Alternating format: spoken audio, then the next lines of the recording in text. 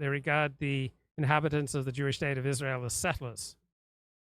So I think at a certain point, like 1880, 90% of the inhabitants of what's now the current land of Israel were Arabs.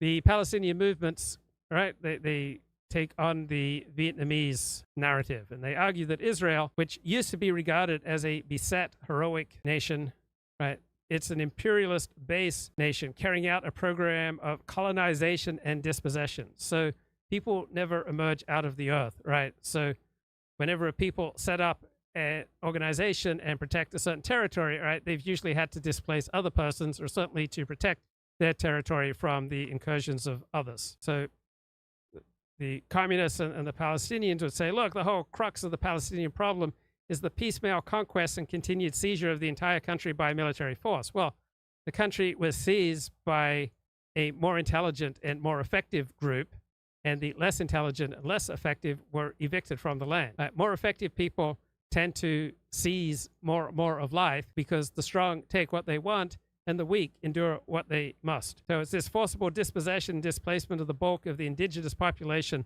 and subjugation of the rest. And this is just awful. This is the most evil thing from the communist, Marxist, Leninist, Maoist perspective, as this colonization by the foreign settlers from Europe of both the expropriated private land and the seized national resources of the overpowered people. So another term for overpowered people is less effective people, people who are unable to seize and protect their territory. So what happens in nature when you've got two subspecies in the same place, right? Inevitably, one subspecies, right, drives out the other subspecies, right? When you have different forms of life fighting for survival, right, some win and some don't. And it's the same with people. So it's this ideology of imperialism and racism and bigotry is the colonialism is the greatest of evils, right? And the legitimacy of terrorists and guerrilla tactics to overcome imperialism achieves growing recognition and repetition in the United Nations General Assembly